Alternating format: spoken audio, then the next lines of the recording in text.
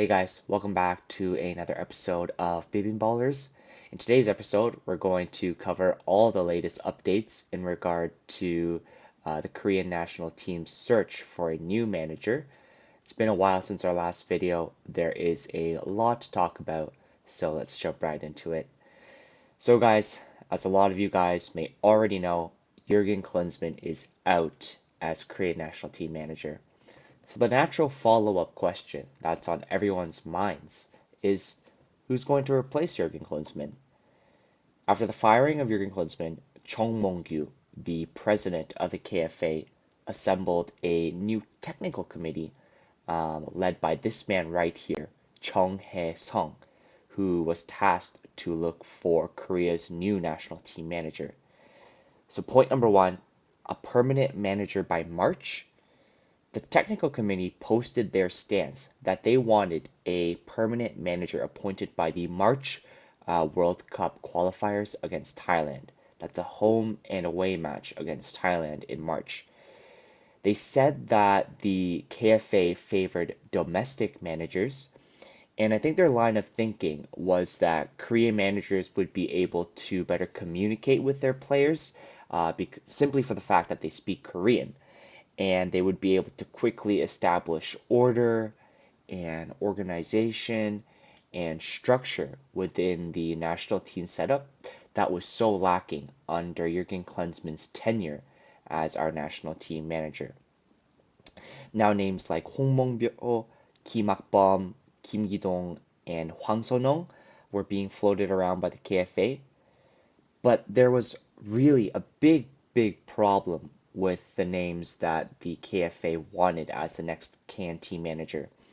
Now, in terms of Hong Mong-byo, Kim Ak-bom, and Kim Gi-dong, they're all set to begin the K-League season in March with their respective teams.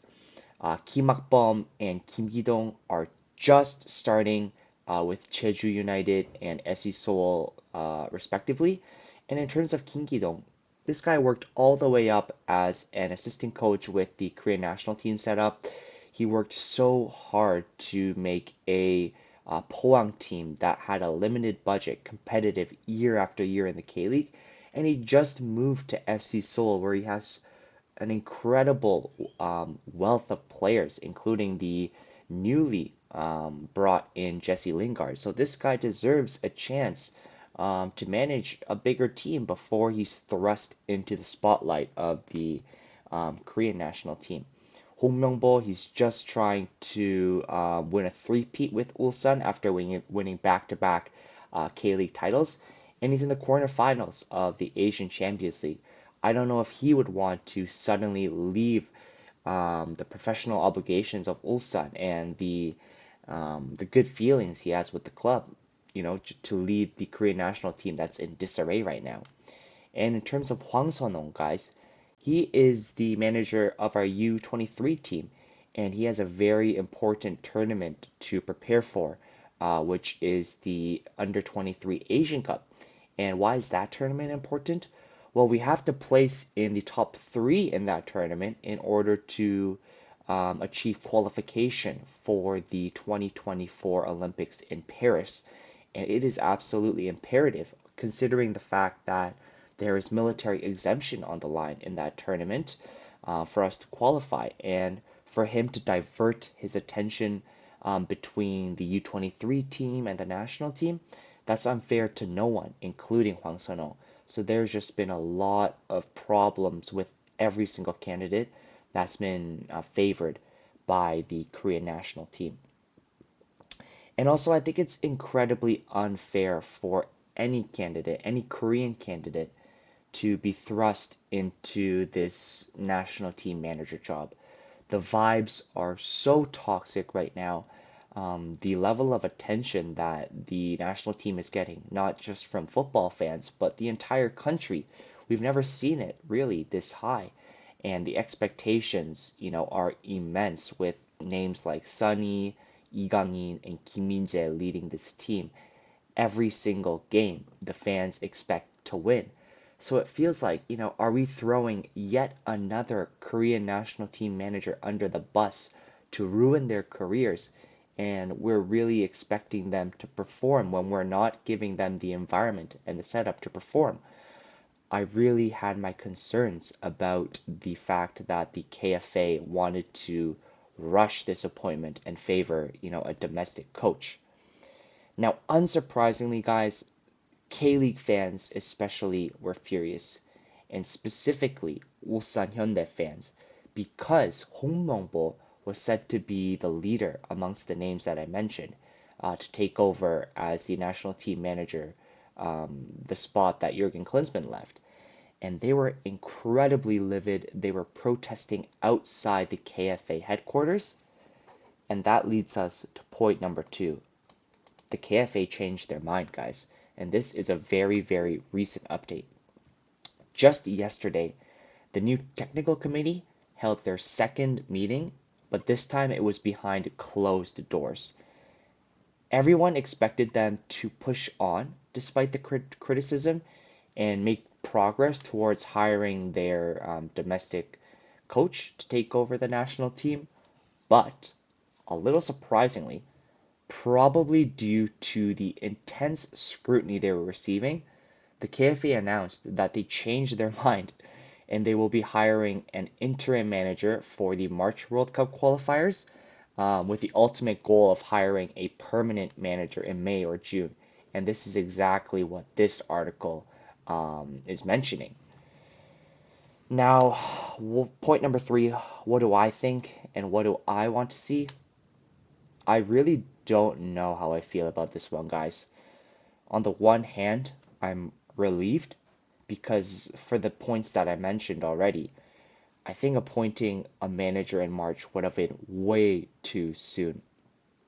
If we were serious about doing this the right way, we would have taken 2 to 3 weeks to firstly establish our football philosophy. What's our vision? What kind of football do we want to play? What's our plan for the next 5, 10, 15 years? That takes at least 2 to 3 weeks of meetings to establish. And then another 2 to 3 weeks to draft a manager shortlist, would you say, based on that philosophy that we predetermined. And then another 2 to 3 weeks to interview those managers on the shortlist. And finally, another 2 to 3 weeks to decide the final candidate who's going to take over our national team. Take all those dates together, and that's at least 2 months that you need, a 2 month process that you're looking at to hire the right manager for our national team.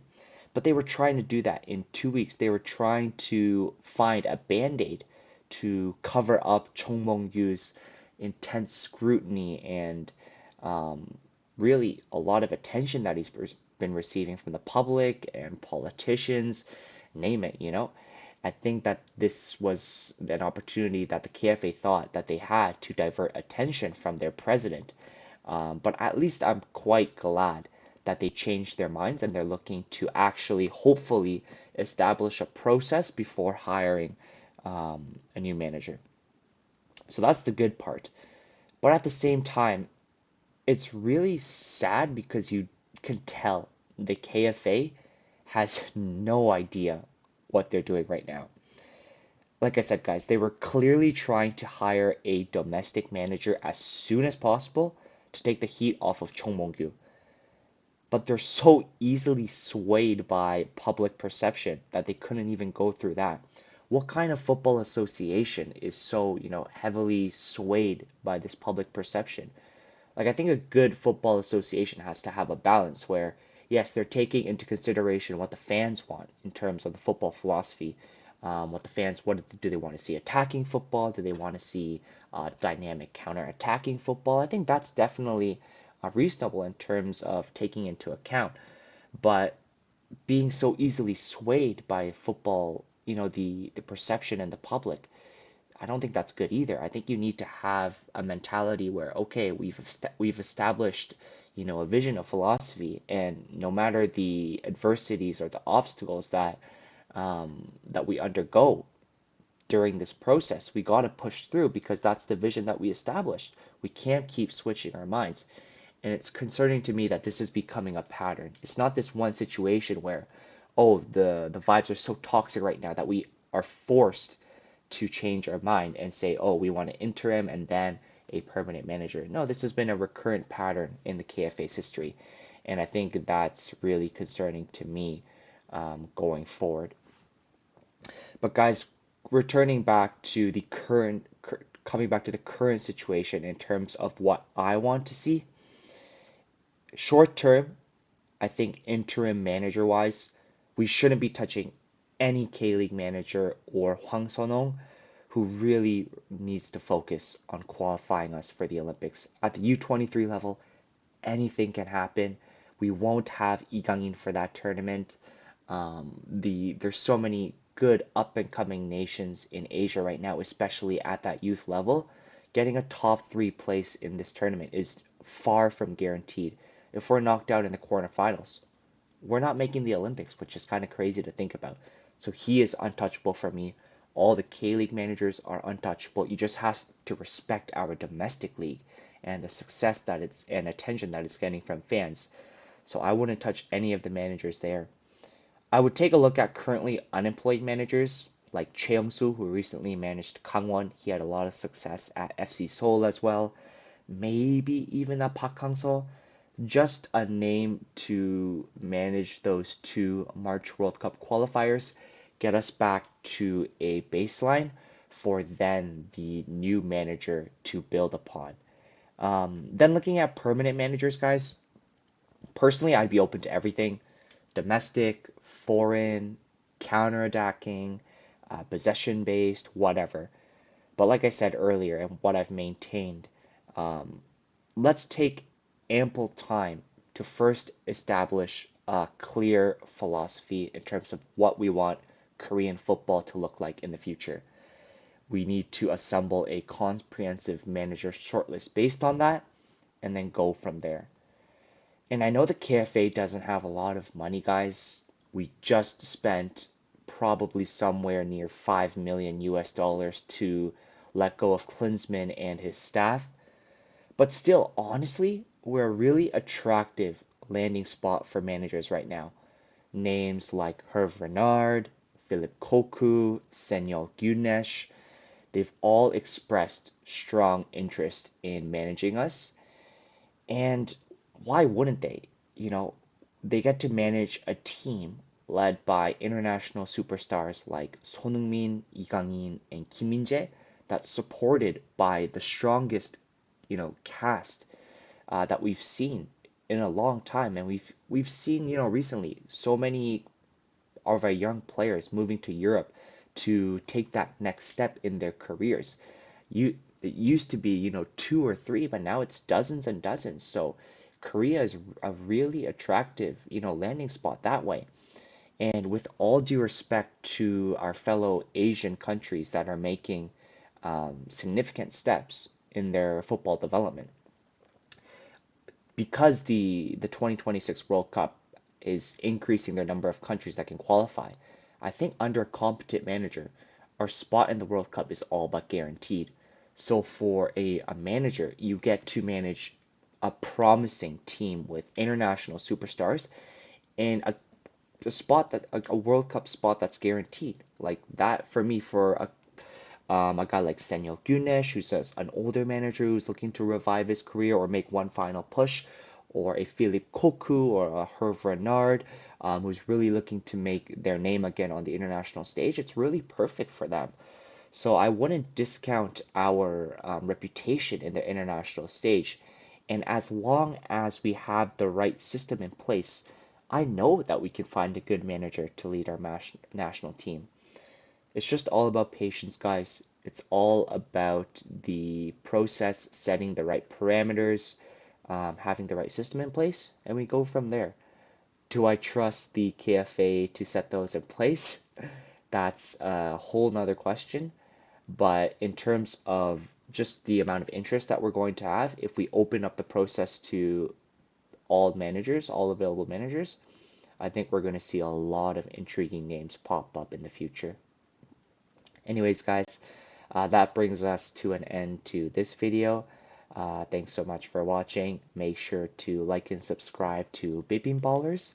We'll provide all the updates in the manager search for the Korean national team, and I'll catch you guys in the next one.